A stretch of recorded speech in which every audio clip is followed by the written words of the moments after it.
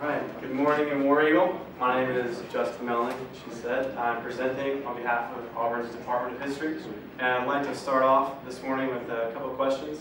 By a show of hands, how many people here are golfers? And keep those up. Alright, now how many of you are familiar with the Department of Alabama Retirement Systems Teacher Retirement Pension Funds? Alright. And how many of you ever seen a Robert Trent Jones golf course sign, anything like that around the state? Alright, so we've got almost everyone's hands up. I hope that you're all piqued by this, interested by this presentation. All of those things are related to Vidauban, which is arguably by many the most exclusive golf course in the world. So I'd like to share those connections with you today. I'm going to be talking about the significance of my studies and a little bit of background, the process at which I went to answer those questions, what the results were, and then what their significance is to today's industry. So, first off, the golf course industry for American architects in the last couple of years has kind of dried up. We've had 19 golf courses built new in 2011 when there's hundreds of American golf course architects looking for jobs. And so what they've had to do is they've had to move outside of these borders into the broad international theater of architecture. So if you go look at an American architect's business card today, oftentimes you turn it over and you'll see the Chinese translation, because that's where the big game has been really big recently. However, there was a huge opportunity for exposure with the Olympic design competition last year.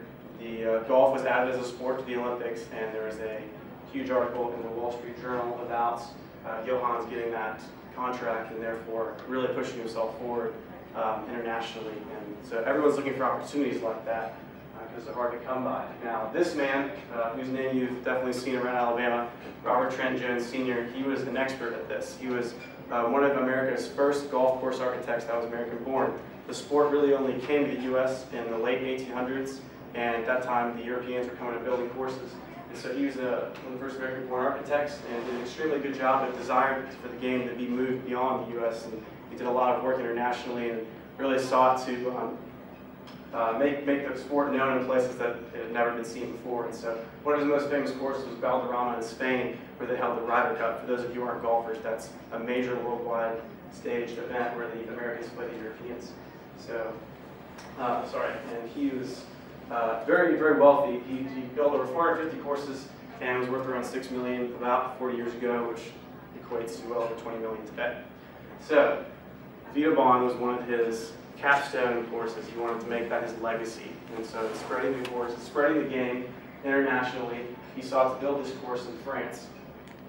In the Saint-Tropez region, you can see Nice, and it's kind of in the southeast area of France. He sought to do this for about 15 years. This project went on and on and on, and it just never got solved. However, it did finally come to fruition in the late 90s, and CNN and Bloomberg did some articles on it when they were able to figure out this course existed. It was sought to be one of the most exclusive clubs in the country, but with the most worldwide presence, in the sense that each of Trent Jones' favorite countries would get a membership director, and they would pick the 10 most influential people in their countries to come be members, and then it would expand from there. So it was going to be a massive, outstanding plan. So to come back to Alabama, in the late 1980s, the CEO of the Retirement Systems of Alabama was looking for a way to invest the pension fund's money, and so he came to Robert Trent Jones and said, hey, we'd like to build 24 golf courses around Alabama and pour money into that. It was a great investment, and what most people don't know, though, is around the same time Trent Jones was working on this course. And the truth is that if he hadn't gotten the trail, or so the rumor says, if he had not gotten that contract, the most successful American-born golf course architect at that time may have died a poor man. So these are the questions that I hope to answer through my research. How much had he truly invested in this project? What challenges kept it in limbo for so long? And lastly, what can architects today that are having to go abroad learn from this event? So, to find the answers to this, first we went to the American Society of Golf Course Architects meeting in Chattanooga, interviewed some major architects today and talked to them about what the issues are. Then I visited the Robert Trent Jones headquarters in Palo Alto, where I was able to interview Trent Jones Jr., his son, the president, Bruce Charlton, of the company currently, Blake Stafford, who is the lawyer on the case, the second half of Vidauban's mess, and then secondly, I was able to go to pull some files from the Cornell archives, Robert Trent Jones business files, and we were able to match up the interviews against the files and verify and fill in some details. And we're hoping to take a site visit to Vidauban itself in the next month, and things are looking pretty good for that right now.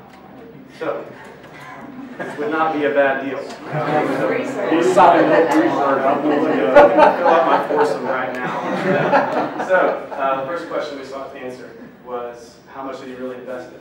We heard conflicting stories. We heard some people say that he had poured all his money into it. Like I said, if not, if he hadn't gotten it, he would have got it for man. Others said he had no money in it at all. They said that he had plenty of investors and, kind of like a Trump-esque deal where he was always having other people spend the money. But the truth is that it's a little bit of both. It's a chronological thing. We found this memo from 1990 saying that it's a little sketchy on the purchase price, but the truth was it was somewhere between $900 and $2.5 million he bought that land for. So he did have money in it. It took him up until 1978 to find some investors. So the truth was he was able to find some investors and get himself kind of back out of financial deficit. But he did, in fact, put money into it. So if you take that $3.3 million that we found, maybe take around 1.1 for the investment and add 5 years of operating costs, with the Bureau of Labor Statistics, inflation would equate to about $16.6 million invested. And this group of him and his investors and partners at the Vidauban itself. Second, what challenges kept this project from moving forward? There are multiple, and so the original question was, we went to them and said, was this an architectural issue, an environmental issue, was it a political issue? And the answer was really, it was all three, but you have to ask yourself, when? So during the first part of the project, he couldn't find investors, and honestly, he was trying, but he wasn't the best at that. He was an architect at heart, he was not a developer. So he sat down, and I found one of his practice budgets that he was writing with his accountant, and he had written $0 for marketing, even though this course is located in the middle of nowhere, France, and he had to get investors. He bought 1,150 hectares. The average golf course requires about 60 hectares, so he bought enough for 18 golf courses when he only wanted to build 3. That was probably a mistake. Lastly, they were trying to he was trying to find ways around some of these international laws, and so he would put different currency in different countries' accounts, and that combined with creating sub-companies so that when they would bid out courses for construction in other countries or anywhere really, they would have sub-companies set up so that they could bid the work from their own sub-companies and be able to get that done for the cheapest price possible the way they wanted it done. So it was a smart thing to do in theory.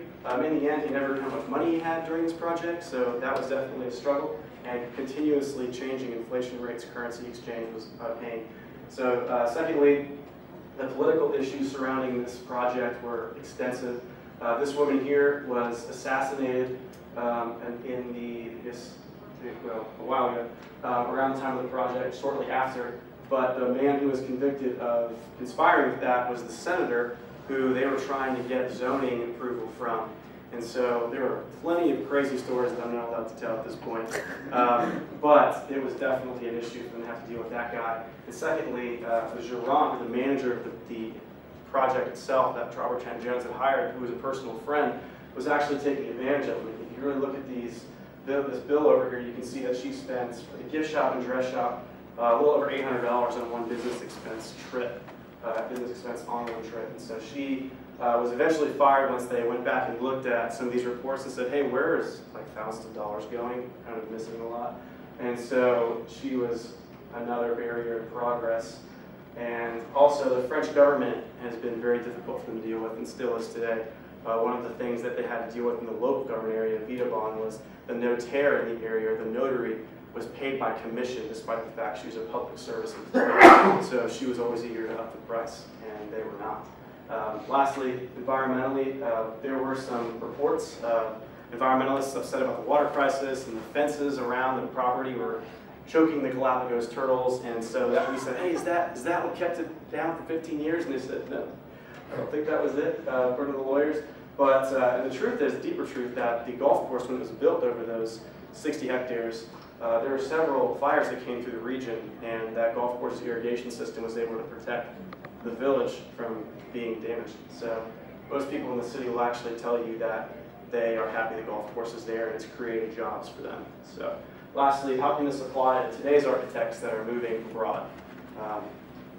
in my interview with Robert Trent Jones Jr., who is still today one of the widest reaching architects in the U.S., he gave me a couple pieces of advice. And first of all, he said, you can't just think about a golf course as a piece of land or as another arcade, something like that where you go and play games. But in fact, every time you go to build a golf course, you're going to deal with the most three fundamental concepts of culture, and that's land, water, and the displacement of people. And he doesn't know how you could do that without upsetting someone. So you really have to be careful. You have to know the rules in which the place you go has, and oftentimes you don't get to play by the rules you're used to playing by. So that's where the second quote comes in.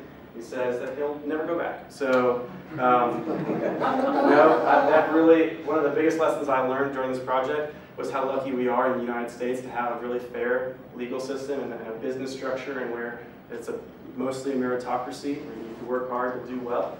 And so this is a picture of me with Trent Jones Jr. Up near Napa Valley, where I finally caught him for a couple of minutes to interview him. He's a very, very difficult man to catch. Golf course architects travel usually over 300 days of the year, and they have not gotten a lot of business right now. So most of that travel is abroad. So they do, it is not as glamorous as most people think. So what I plan to do with the information I've gained from this project, right now I'm hoping for a visit to Vidauban. Dr. Hansen gave me some good news this morning that we are moving forward with that. The Jurant basically is talking to the board right now about me coming up and saying hello, and they're favorable right now. Secondly, the Robert Trent Jones Society has asked me to come speak to them in 2014 in New Jersey. Very excited about sharing this information with them. Secondly, Golf Week magazine, I've been discussing this project with them, and they are interested in a publication of some kind, so I'll be sending them my reports. And lastly, Adam Lawrence of Golf Course Architecture magazine in the United Kingdom is heard about this and is really actually interested in making a book or something like that. So he's expressed his desire to work with me in some way on publishing that information. We're lucky to have a lot of those primary resources available. So lastly, this is the things I covered, and if you have any questions for me. This is a political cartoon that we found in the article in the records. It says if you can avoid the water hazard, you'll be laughing. It says beware drain and finance. When you look at the financial statements, did you look at the audits of the financial statements? Did you look at the audit reports? Well, there was a guy named Peter A. Charles. He would hire and fire accountants a lot, and they would come in and out. I never saw any auditing documents in there, but people would kind of go in and say, "Where's the money? Where's the money? Where's the money?" And he would never really worry about it. And so every now and then there'd be someone who put it all together and said, "I think this is how much we have here going on." But to answer your question, I did not see any auditing reports in the records that I had. So, It's a U.S.-based corporation? Ma'am? It's a U.S.-based corporation? It is. He was operating off a company called SCI, which I forget what that's called right now, but he would have an office in Europe that was working on the project, and people were familiar with it. One quote on there I didn't mention is it says the sun never sets on a Robert Trent Jones course. He has offices and courses worldwide. In fact, the way they operate today, because they're so competitive, is they actually will write up a draft, and once the workday ends here, they'll send it over to, I think, Malaysia or one of those offices, and they'll turn it in and keep drawing. So they are everywhere. Yes, ma'am. So is this golf course today profitable? Today, they have 26 members, or 24 members. It's owned by a Norwegian company, and they have 26 employees. So they're doing a lot for the village, local village. I think a lot of what it is that Norwegian company is just, they have it as an equity-based membership. And so I'm not sure if it's profitable, but it's certainly fun. That's one of the questions I'll be asking when I go, if I can. Okay. So somehow he did, I mean, did he ever recover the loss, or? He was able to sell it to that Norwegian company. Like presumably a little later on, but it was at a loss. It was definitely at a loss. And my second question is how, presumably he's on board with you doing this research and covering.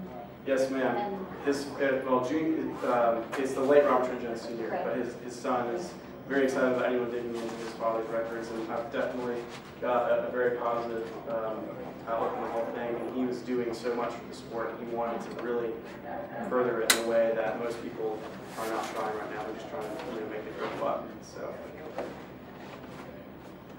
yes, sir. So, bottom line, much of the problem for him in France was he didn't know who to bribe. Yeah. exactly right. I think the